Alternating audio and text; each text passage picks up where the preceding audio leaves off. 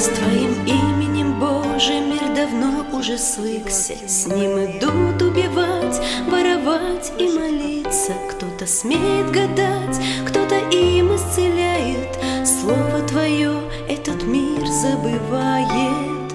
Твое слово сложили на пыльные поле.